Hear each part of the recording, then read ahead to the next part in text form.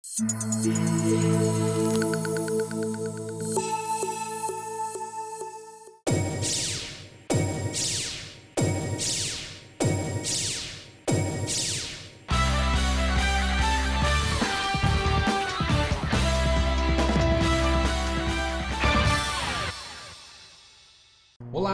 o programa de hoje, um programa em dose dupla, na verdade duplamente dupla, porque ontem a gente começou com a primeira parte desse programa e hoje a gente volta com esses dois para a gente conversar mais um pouco da história do pastor Rothermund, da própria gráfica Rothermund, que está completando 140 anos. Eu estou recebendo aqui a Renata Rothermund e o pastor e professor Dreyer, o professor Martin, que tem uma produção cultural riquíssima, né, professor? Que está fazendo aí, junto à comemoração dos 140 anos, uma grande recuperação de tudo isso e essa condensação neste livro. O livro não é William, é Wilhelm. Isso, está quase chegando lá. Rothermund, Seu Tempo, Suas Obras, pelo professor Martin Dreyer. Tu quer fechar agora aqui, Bruna? Não, depois a gente coloca, né? Pode ser, então. Ô, professor, uma série de realizações, né, que foram feitas pelo pastor Rothermund, nesse momento em que ele chega e a região está com a sua autoestima muito baixa por conta das disputas entre católicos, de espaços entre católicos e protestantes, e também desse ocorrido das revoltas dos Mucker, né? A gente vê uma São Leopoldo crescendo, né? Sim, é São Leopoldo crescendo e a primeira função dele vai ser de pastor. Ele é pastor de São Leopoldo e de Lomba Grande, onde já tem um templo bonito, mas ele vai até o que hoje é Nova Santa Rita, e ele vai até São Sebastião do Caí, atendendo pessoas, tudo no lombo do cavalo. Uma cavalgada de São Leopoldo até Lomba Grande levava 3 horas para chegar lá. Então ele vai usar o púlpito como um meio de comunicação, né? O pessoal frequenta a igreja, o acontecimento na igreja era fundamental para essas pessoas e ali ele vai poder agir. A outra forma de agir é através de um depósito de livros que existe na casa da família Rothermund, e que ele já herdou dos antecessores, porque livros eram importados, catecismos, por exemplo, livros de registro, de batismo, óbito, casamento, isso o pastor tinha que registrar também. Ou era então, impresso fora e era impresso fora. Aqui, material didático, então, de acordo com as encomendas que os outros pastores, colegas faziam, ele fazia isso. Mas ele mesmo vê a necessidade de material próprio produzido aqui. Então, a primeira coisa que ele vai preparar é uma cartilha, Fibel, em alemão, e preparado para a alfabetização das crianças. E muito interessante são os desenhos que aparecem ali. Então, ele não vai pegar cenas da Alemanha, mas cenas do Brasil. Tá o milho ali, tá a arara, o tucano, o tamanduá, a laranjeira, não tem macieira aqui, né? Então, esse mundo da criança está ali dentro desse livro. Já logo depois dessa cartilha, que está em alemão...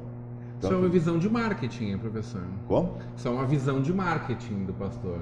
Olha, não se usava essa palavra na época, né? Não, mas ele está sabendo que as crianças para as quais ele está preparando... Ele precisa chegar na comunicação direta com eles, né? Estabelecer a comunicação. Ele sabe que o futuro dessas crianças está no Brasil, não tem volta para lá. Então... Tem que ser a realidade daqui, não falar em maçã, neves, em mar. Mostrar Alpes, para quê?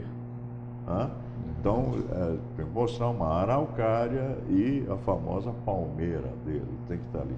No fim desse ano, que ele faz essa primeira cartilha, ele vai escrever uma ortoépia da língua portuguesa. Ele é alemão, não é? Ortoépia significa pronúncia correta da língua portuguesa. Como é que a gente pronuncia as palavras portuguesas? O que esse alemão está fazendo? Já no fim do primeiro ano letivo, a criança se torna bilíngue também na escola. Então, o modelo de aprendizado é uma coisa fabulosa, quer dizer, você vai criar para o Brasil cidadãos bilíngues. E aqui estão lançados os alicerces dos 140 anos da firma Rotterdam. A primeira edição da cartilha ainda é impressa na Alemanha. Aí ele herda, com a morte dos pais, parte do patrimônio paterno, e ele pode comprar a primeira impressora. Que é de uma massa falida de um jornal, né? Que existia em São Leopoldo. Aliás, essa massa falida ele consegue também se oferecendo para compor os textos, tipo por tipo. E aí ele ganha uma coluna nesse jornal e vai herdar também o jornal, que tinha o título de Der Bote von São Leopoldo, o mensageiro de São Leopoldo, que vai ser o precursor do jornal, que ele mais tarde vai ter na firma também, que é a Deutsche Post, que está acrescida de um almanaque, né? E aí as coisas vão saindo em série. E conta a história que o nome do jornal não seria esse, é que faltou tipos para compor um nome maior, né? Ele queria escrever Deutsche Brasilianische Post. Brasiliano era muito grande. Quer dizer, ou entrou Brasilianische no meio, ficou assim que seria o jornal, o Correio Teuto Brasileiro. Então ficou sendo só Correio Alemão, né, por falta. E aí vem também a criação de uma escola.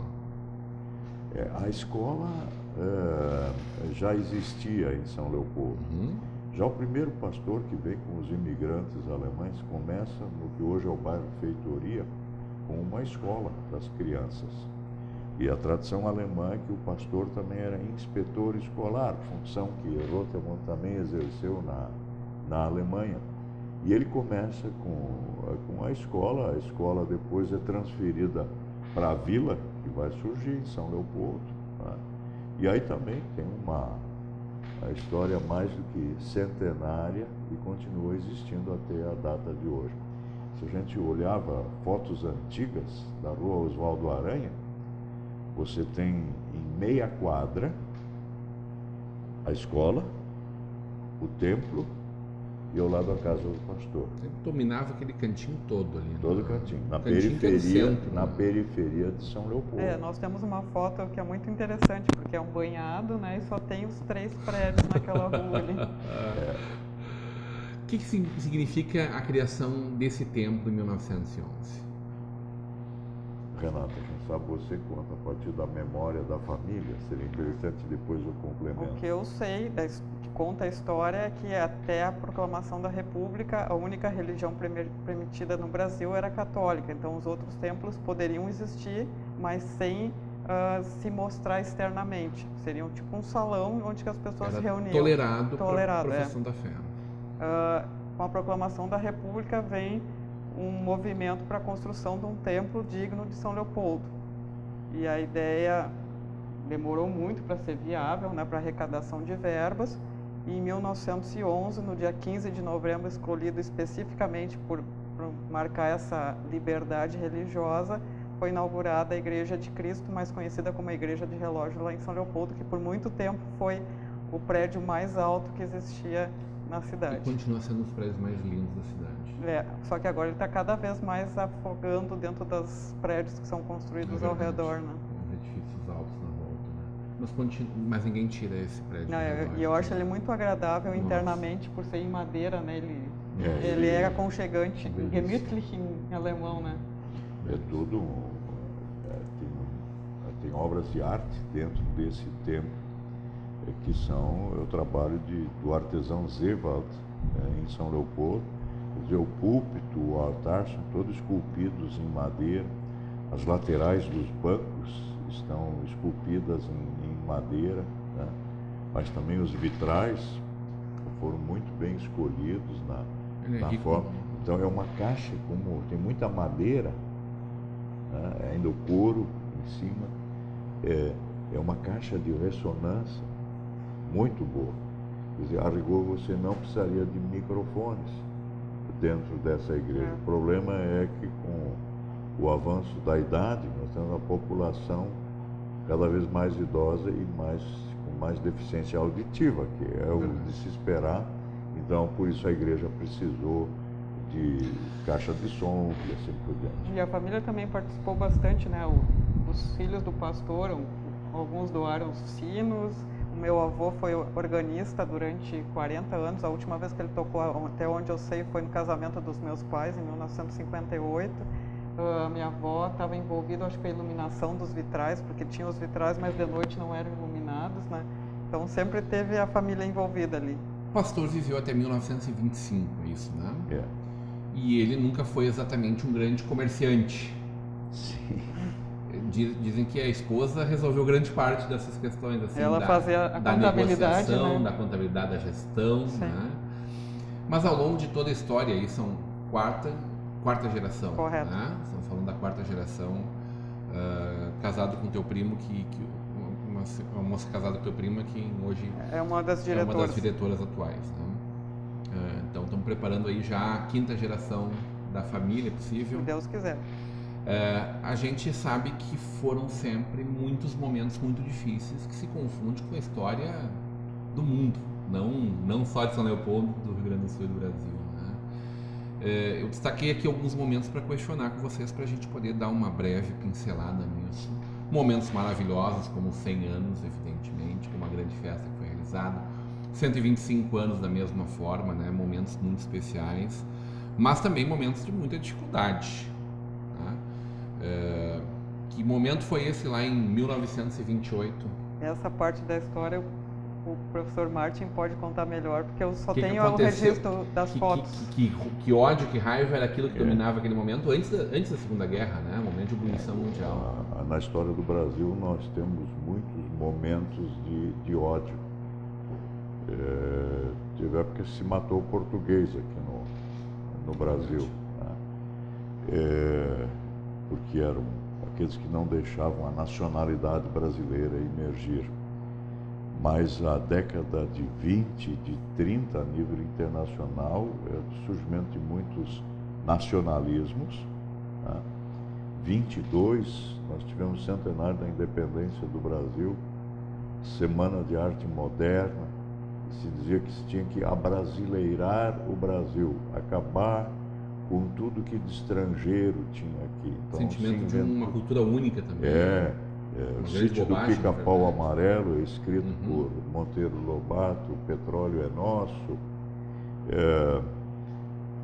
Bach se pode ouvir, mas tem que ser Bach a brasileira, por isso Vila Lobos está compondo as baquianas brasileiras, Anita Malfatti e outros na Semana de Arte Moderna, que era pintura brasileira. Colorida, cheia. Macunaíma está sendo escrito ali. Bom, e aí dá um incidente, então os aviões estão começando a atravessar o Atlântico e uma dupla de pilotos italianos chega ao Nordeste e a imprensa brasileira começa a noticiar a questão. Eles não conseguem decolar porque falta peça e coisa. E, de repente, alguém na imprensa do Rio de Janeiro diz, mas estão louvando demais esses gringos aí, eles nem brasileiros são, tem Santos Dumont por aqui, o que vai fazer? E o jornal da firma Rotermund diz, mas isso não tem sentido ficar discutindo essa questão. Pronto, os Rotermund são contra a nacionalidade brasileira. De pronto, a juventude do Partido Republicano Rio-Grandense vem de Porto Alegre, armada de cacetetes, e invadem o parque gráfico da firma Rotermund e empastelam tudo. Quer dizer, empastelar é destruir praticamente todo o parque gráfico. E a consequência disso é que o jornal não consegue mais ser impresso, que as máquinas não conseguem ser recuperadas. Leva muito tempo para juntar capital novamente e montar um novo parque gráfico, e nesse meio tempo se perde, então, um dos mais importantes veículos de imprensa. Aquilo ali foi determinante para a desistência da circulação do jornal. O que vai continuar ainda é o almanaque, que está sendo impresso, mas esse vai parar de circular também no início da década de 40, por imposições do governo de Getúlio Vargas. Aí a gente está falando daquele momento da Segunda Guerra, da nacionalização, onde foi tirado do alemão Alemão, italiano, japonês. E japonês, porque por um decreto de Vargas, toda criança brasileira fica proibida de aprender língua estrangeira antes do 14º ano de vida. Aliás, um decreto que vigorou no Rio Grande do Sul até o governo de Alceu Colares. É só Colares, isso é interessante, um afrodescendente, que vai tirar a proibição de aprendizado de língua estrangeira antes dos 14 anos aqui. Isso tem consequências para nós hoje, nós todos somos semi-analfabetos em questão de língua estrangeira. É verdade. Até hoje. Quando é muito mais fácil ensinar na escola, né? Nos primeiros anos. E isso é um segundo momento. Isso nós falamos ali de 28, empastelamento, e com a chamada nacionalização, vai haver o sequestro de todos os materiais didáticos que Rotermund vinha produzindo e que estavam impressos em língua alemã. Também os livros de bolso. É a mesma coisa que Hitler fazia na Alemanha. Usou o mesmo remédio. Governos fascistas sempre fazem isso, né? A gente procura, pelas chamas, destruir o que tem de obras de artes, né?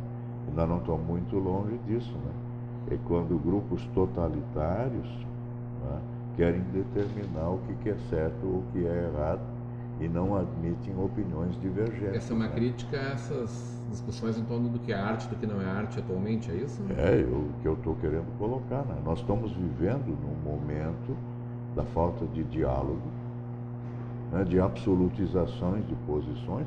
Eu acho que é legítimo que haja mais posições, mas não admitir que o outro possa ter a sua opinião. Isso é o fim daquilo que a gente chama de democracia. Isso foi perdurar até a década de 70, né? Quando aí se começou novamente a recuperar esse sentimento de valorização da nossa história, né? 74 foi um ano chave para o Rio Grande do Sul. Foi o ano do sesquicentenário da imigração alemã. Nós tínhamos um presidente da República que era descendente de alemães e um governador do estado que era descendente de italianos. E os dois vão realizar aqui em Novo Hamburgo uma grande exposição do sesquicentenário em 74 e em 75 é o centenário da imigração italiana no Rio Grande do Sul. E aí é que se começa a estudar, né? Você perguntava em bloco anterior, né, do nosso programa de ontem, por que textos semelhantes ao que Rotermund tem, da descrição da natureza do Rio Grande do Sul, feita por outros autores, não estão traduzidos para nós. Isso é o problema de 74, né? Eu estou agora com 72 anos e faço parte da primeira geração que pós-74 começa a pesquisar a história do mundo dos imigrantes aqui. Então, nós estamos aí com 150 anos de atraso na pesquisa. Mas também é uma história muito bonita da chegada de tecnologia, da renovação de tecnologia, da chegada aos 140 anos. Vamos dar sequência nessa história linda na volta do intervalo. Hoje, numa conversa de peso com a Renata Rottermann, com o professor Martin Dreyer.